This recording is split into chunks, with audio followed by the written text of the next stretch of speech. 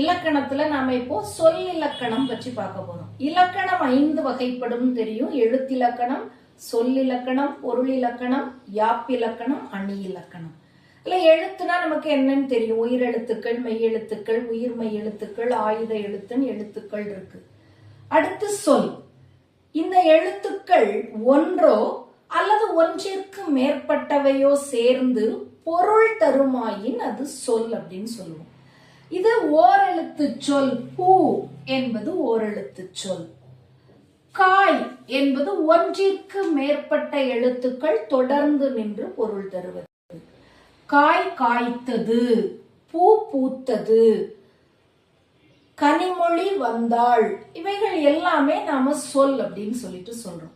இந்த சொல்லுக்கு வழங்கப்படக்கூடிய வேறு பெயர்கள் என்னெல்லாம் அப்படின்னு சொன்னா வார்த்தை, பதம், கிளவி,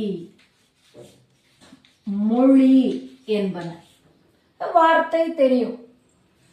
பதம் 2 வகைப்படும். ஒன்று பகுபதம், இன்னொன்று பகாபதம். பிரிக்கக்கூடிய சொல், பிரிக்க முடியாத சொல். கிளவி நமக்கு தெரியும். இரட்டை சொற்களாக மட்டுமே நின்று பொருள் தருவதை நம்ம இரட்டை கிளவி அப்படின்னு சொல்லிட்டு சொல்லுவோம். அடுத்து மொழி. இப்ப இந்த மொழி பற்றி தான் பார்க்க போறோம். அதுக்கு முன்னாடி சொல் சொல் அப்படின்னு சொல்லிட்டு நாம சொல்றோமே, இந்த சொல் எதையெல்லாம் நாம சொல் அப்படின்னு சொல்றோம் அப்படின்றத இப்ப நம்ம முதல்ல பார்க்க போறோம். இந்த சொல் என்பது இரு திணைகளில் வரும். 2 திணைகளிலும் வரும். இந்த 2 திணைகள் எதெல்லாம் அப்படின்னு சொன்னா, ஒன்று உயர்திணை, இன்னொன்று அஃறிணை. உயர்திணை அப்படின்னா உயர்ந்த ஒழுக்கமுடையவைகள் உயர்திணைகள்னு சொல்றோம். அது யார் அப்படின்னு சொன்னா மனிதர்கள். மனிதர்களாகிய நாம், கடவுளர்கள் எல்லாருமே உயர்திணைக்குரியவர்கள். அப்போ முருகன் என்ற சொல் உயர்திணைக்குரிய சொல். அஃறிணை அப்படின்னா என்ன அப்படின்னு சொன்னா உயர்ந்த ஒழுக்கம் அல்லாத திணைகள் அஃறிணைகள் எனப்படும். திணைனா முதல்ல ஒழுக்கம். திணையினுடைய வேறு பெயர் என்ன அப்படின்னா ஒழுக்கம் என்று பொருள். அஃறிணை உயர்ந்த ஒழுக்கம் அல்லாதவை. உயிருள்ள அஃறிணை பொருட்கள், உயிரற்ற அஃறிணை பொருட்கள் அப்படின்னு சொல்றோம்.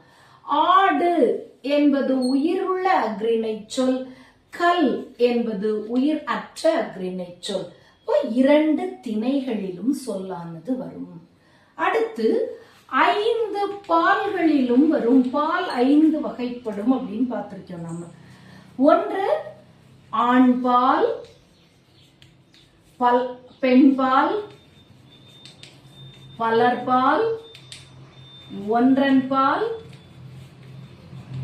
பலவின்பால் என்று 5 வகை பால்கள். இதுல ஆண், முருகன் என்பது ஆணை குறிக்கக்கூடிய சொல். வள்ளி என்பது பெண்ணை குறிக்கக்கூடிய சொல். பெண்கள் என்பது பலரை, பெண்களில் பலரை குறிக்கக்கூடியது. மாணவர்கள் என்பது ஆண் பெண் இருபாலாரையும் சேர்த்து பலரை குறிக்கக்கூடிய சொற்கள். அடுத்து ஒன்றன்பால். ஆடு என்பது ஒன்றன் பாலுக்குரிய சொல். பலவின்பால் ஆடுகள். அஃறிணையில் பலவற்றை குறிக்கக்கூடிய சொல். ஆடுகள் என்பது பலவின் பாலுக்குரிய சொல். அப்போ 5 பால்களிலும் சொல் வரும். அடுத்து மூவிடங்களில் வரும். சொல் என்பது 3 இடங்களிலும் வரும். மூவிடங்கள். மூவிடம் எதெல்லாம் அப்படின்னு சொன்னா தன்மை, முன்னிலை, படர்க்கை ஆகிய 3 இடங்கள். தன்மையிடம், முன்னிலையிடம், படர்க்கை இடம். தன்மை என்பது என்ன அப்படின்னு சொன்னா பேசுபவரை குறிப்பது. இப்ப நான் என்பதை குறிப்பது தன்மையிடம். நான், நாம் என்ற சொற்கள் தன்மையிடத்திற்குரியவை. முன்னிலையிடம் பேசுபவர் சொல்வதை கேட்கக்கூடிய இடத்தில் இருப்பவர் முன்னிலையிடம். அது யார் அப்படின்னா நீ, நீங்கள், நீவீர் என்பன முன்னிலை இடத்திற்குரிய சொற்கள். படர்க்கையிடம் பேசுபவர் அல்லாமல், பேசுபவர் கேட்கக்கூடியவரையும் அல்லாமல் ஒரு மூன்றாவது நபரை பற்றி குறிப்பது படர்க்க இடம் எனப்படும். அது அவன், அவர்கள் என்பன. அப்போ 3 இடங்களிலும் சொற்கள் வரும். அடுத்ததாக இந்த சொற்கள் உலக வழக்கிலும் வரும், செய்யுள் வழக்கிலும் வரும். உலக வழக்கு, உலக வழக்கு அப்படின்னா என்ன அப்படின்னு சொன்னா, நாம எல்லாருக்குமே புரியும்படியாக நாம ஒருவருக்கொருவர் பேசிக்கொள்ளக்கூடிய வழக்குக்கு பேர் தான் என்ன அப்படின்னு சொன்னா உலக வழக்கு எனப்படும். யானைனாலும் தெரியும், பூனைனாலும் தெரியும், நரினாலும் தெரியும், காக்கானாலும் தெரியும். இப்ப யானை என்பது உலக வழக்கு. இப்ப செய்யுள் வழக்கு, செய்யுள் வழக்கு அப்படின்னா என்ன அப்படின்னு சொன்னா, இது எல்லாருக்கும் புரியாது, ஒரு சிலர் மட்டுமே புரிந்து கொள்ளக்கூடியது. களிறு அப்படின்னு சொல்லும் போது ஆண் யானையை செய்யுள்ள களிறு அப்படின்னு சொல்லுவோம். இதை செய்யுள் வழக்கு அப்படின்னு சொல்றோம். அப்போ உலக வழக்கு சொற்களும் இருக்கின்றது, செய்யுள் வழக்கு சொற்களும் இருக்கின்றது. அடுத்து வெளிப்படையாகவும் வரும், குறிப்பாகவும் வரும். சொற்கள் வெளிப்படை, குறிப்பு என்ற 2 வகையிலும் வரும். வெளிப்படையா அப்படின்னு சொன்னா நமக்கு முன்னாடி இருக்கவங்களுக்கு தெளிவா தெரிகிற மாதிரி வெளிப்படையா ஒரு விஷயத்த பேசுறதுக்கு பேரு வெளிப்படை. அவன் மரம் வளர்த்தான் அப்படின்றது வெளிப்படையாக சொல்றோம். குறிப்பு அப்படின்னா என்ன அப்படின்னா, ஏதாவது ஒரு காரணத்தினாலோ அல்லது ஏதோ ஒரு சூழ்நிலையின் காரணமாகவோ ஒரு விஷயத்த வெளிப்படையா சொல்லாம ஏதாவது ஒரு குறிப்பின் மூலமாக நாம சொல்றதுக்கு பேர் என்ன அப்படின்னு சொல்லிட்டு சொன்னா குறிப்பு எனப்படும். இப்போ சொல் என்பது வெளிப்படை, குறிப்பு வரும். ஆக 2 திணைகளில் 5 மூவிடங்களில் வெளிப்படையாகவும் குறிப்பாகவும் உலக வழக்கிலும் செய்யுள் வழக்கிலும் இவை எல்லாவற்றிலும் சொல்லானது இடம்பெற்றிருக்கின்றது. இப்ப நாம பார்க்க போறது இந்த சொல்லினுடைய வேறு பெயர்களுள் ஒன்றாகிய மொழி. இந்த மொழி 3 வகைப்படும். மூவகை மொழிகள் அப்படின்னு சொல்லுவோம். முதல்ல என்ன அப்படின்னு சொன்னா தனிமொழி. இது தனிமொழி, தொடர்மொழி, பொதுமொழி என மொழி 3 வகைப்படும். முதல்ல தனிமொழி.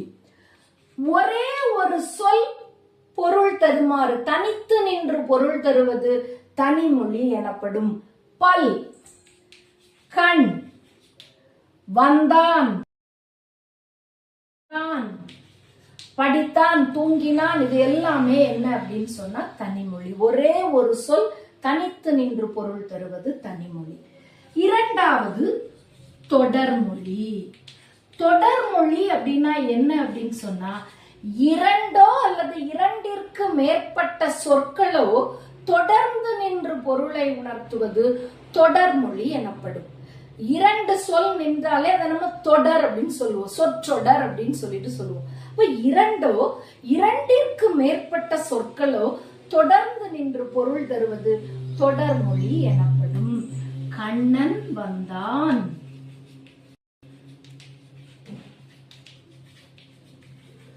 மரம் வளர்ந்தது, பூ பறித்தாள், பறவை பறந்தது, இது எல்லாமே என்ன அப்படின்னு சொல்லிட்டு சொன்னா தொடர்மொழி எனப்படும்.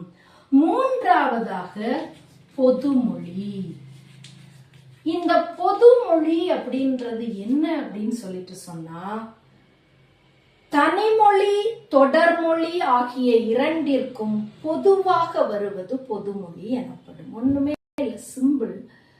தனிமொழியாக நின்று ஒரு பொருளையும் தொடர்மொழியாக நின்று இன்னொரு பொருளையும் தருவது பொதுமொழி எனப்படும்.